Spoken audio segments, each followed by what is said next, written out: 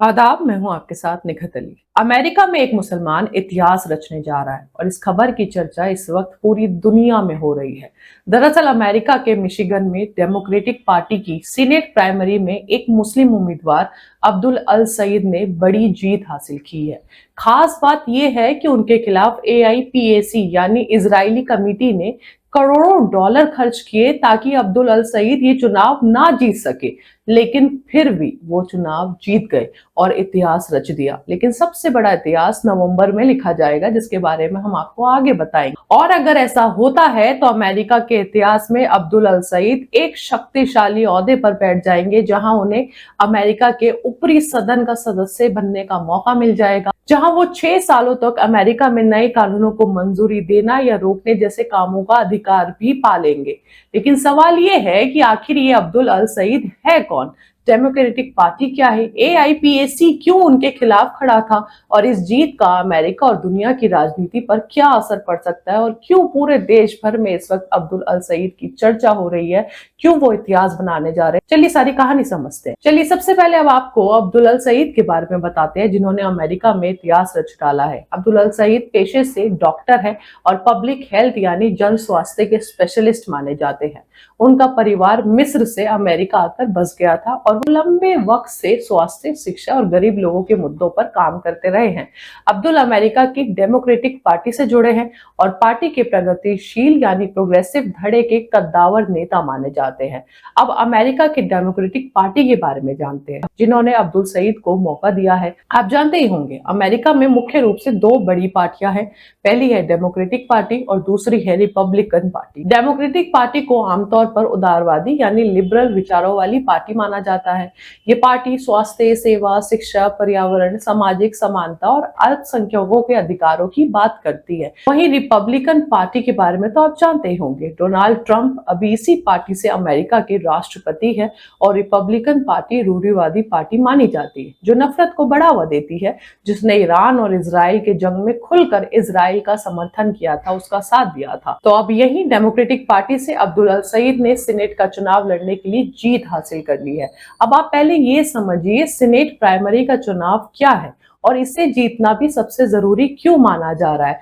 America में किसी भी बड़ी पार्टी जैसे डेमोक्रेटिक पार्टी या रिपब्लिकन पार्टी को पहले ये तय करना होता है कि आम चुनाव में उसका आधिकारिक उम्मीदवार कौन होगा। इसी प्रक्रिया को प्राइमरी चुनाव कहते हैं। मान लीजिए डेमोक्रेटिक पार्टी से 3 लोग सीनेट का चुनाव लड़ना चाहते हैं।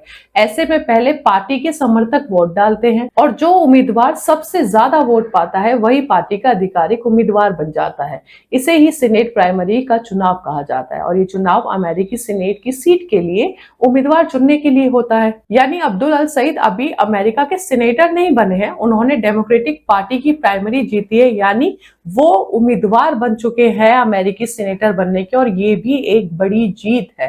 अब नवंबर में होने वाले हैं आम चुनाव यानी जनरल इलेक्शन, जहां उनका मुकाबला होगा रिपब्लिकन पार्टी के उम्मीदवार माइक रोजर्स से। अगर वो ये चुनाव जीत जाते हैं, यानी अब्दुल सईद अगर नवंबर में चुनाव जीत जाते हैं, तो अमेरिका के इतिहास के पहले मुस्लिम सीनेटर बनेंगे। लेकिन अब्दुल के लिए प्राइमरी चुनाव जीतना भी आसान नहीं रहा है, हम आपको बता दें, क्योंकि उन्हें हराने के लिए लगभग $60 मिलियन का खर्चा किया गया। 60 मिलियन।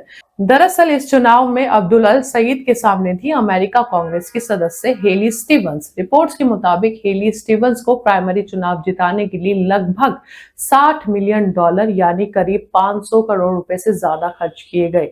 इनमें से सबसे बड़ी रकम AIPAC नाम के इजरायली संगठन और उससे जुड़े समूहों ने खर्च की।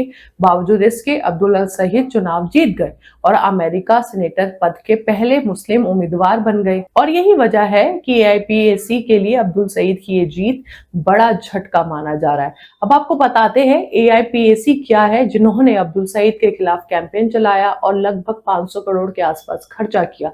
AIPAC यानी American Israel public affairs committee, America का एक प्रभावशाली लॉबिंग संगठन है। ये संगठन अमेरिका और इजराइल के मजबूत संबंधों का समर्थन करता है। अमेरिका राजनीति में इसका काफी प्रभाव माना जाता है और ये कई उम्मीदवारों का समर्थन भी करता है। इस चुनाव में AIPAC ने अब्दुल अल सईद का विरोध किया क्योंकि अल सईद गाजा युद्ध को लेकर इजराइल सरकार के आलोचक रहे हैं। उन्होंने हमेशा इजराइल की आलोचना की है। हालांकि AIPAC का कहना है कि उसका उद्देश्य, उसका मकसद ऐसे उम्मीदवारों का समर्थन करना है जो अमेरिका और इजराइल के संबंधों को मजबूत रखे। अब आपको बताते हैं गाजा को लेकर अब्दुल अल सईद का क्या रुख रहा है। अब्दुल अल सईद का कहना है कि गाजा में इजराइल की कार्रवाई नरसंहार यानी जेनोसाइड है। वो चाहते हैं कि अमेरिका विदेशों में युद्ध पर कम और अपने देश में स्वास्थ्य, शिक्षा, मकान और बुनियादी जरूरतों पर ज्यादा पैसे खर्च करे, ना कि जंग पर। यही वजह है कि युवाओं, अरब अमेरिकियों और कई प्रगतिशील मतदाताओं ने इस बार अब्दुल अल सईद का समर्थन किया और उनको दावेदारी में पहुंचा दिया, अमेरिका के सीनेट की दावेदारी में, जहां वो पहले मुस्लिम सीनेटर बनेंगे। अब सवाल ये है कि क्या अमेरिका में पहले कभी कोई मुस्लिम सीनेटर बना है? तो जवाब है नहीं। अगर नवंबर में अब्दुल अल सईद आम चुनाव जीत जाते हैं तो वो अमेरिका इतिहास के पहले मुस्लिम सीनेटर होंगे। हालांकि इससे पहले कई मुस्लिम नेता अमेरिका में चुने जा चुके, जैसे कीथ एलिसन कांग्रेस सदस्य बने, आंद्रे कार्सन कांग्रेस पहुंचे, रशीदा तलीब कांग्रेस की पहली मुस्लिम महिलाओं में शामिल है, इल्हान उमर भी अमेरिका कांग्रेस की प्रमुख मुस्लिम नेता रही। लेकिन सीनेट, जिसे अमेरिका का सबसे ताकतवर सदन माना जाता है, उसमें आज तक कोई मुस्लिम सदस्य नहीं पहुंचा है और अब्दुल अल सईद पहले मुस्लिम हो सकते हैं जो अमेरिका के शक्तिशाली सदन के पद पर बैठेंगे। अब आपको बताते हैं अमेरिका सीनेट की सीट इतनी अहम क्यों मानी जाती है। अमेरिका की संसद को कांग्रेस कहा जाता है, जिसके दो सदन हैं, हाउस ऑफ रिप्रेजेंटेटिव्स यानी निचला सदन और सीनेट यानी ऊपरी सदन। सीनेट में पूरे अमेरिका के 100 सदस्य होते हैं। हर राज्य से 2 सीनेटर चुने जाते हैं, चाहे राज्य की आबादी कितनी भी हो। एक सीनेटर का कार्यकाल 6 साल का होता है। सीनेट के पास कई अहम अधिकार होते हैं, जैसे अमेरिका में नए कानूनों को मंजूरी देना या उन्हें रोकना, राष्ट्रपति की तरफ से नियुक्त सुप्रीम कोर्ट के जजों, मंत्रियों और बड़े अधिकारियों की नियुक्ति पर अंतिम मंजूरी देना, अंतर्राष्ट्रीय संधियों को मंजूरी देना, युद्ध, विदेश नीति और राष्ट्रीय सुरक्षा जैसे बड़े मुद्दों पर महत्वपूर्ण भूमिका निभाना। इसी वजह से अमेरिका में सीनेटर का पद बेहद शक्तिशाली, ताकतवर माना जाता है।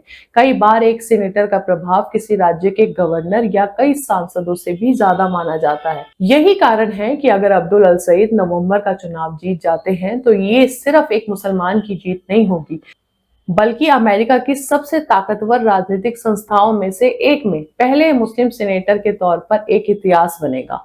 अब आगे क्या होगा वो समझिए। अभी ये सिर्फ डेमोक्रेटिक पार्टी की प्राइमरी चुनाव की जीत थी। अब नवंबर में आप चुनाव होगा। इसमें अब्दुल अल सईद का मुकाबला रिपब्लिकन उम्मीदवार माइक रोजर्स से होगा। अगर वो ये चुनाव जीत जाते हैं तो इतिहास बन जाएगा और इस चुनाव का दुनिया पर क्या असर हो सकता है वो भी समझिए।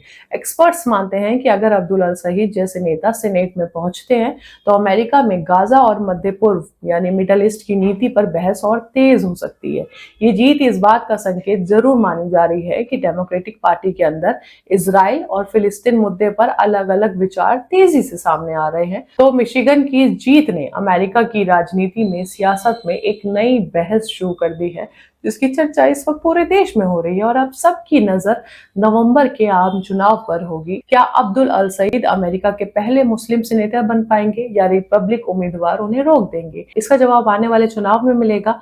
मगर मिशिगन में अब्दुल अल सईद की जीत पर आपकी क्या राय है? अपनी राय हमें कमेंट बॉक्स में बताइए। हमारे चैनल मिलर टाइम्स को सब्सक्राइब कीजिए। अभी के लिए इजाजत दीजिए। बहुत बहुत शुक्रिया।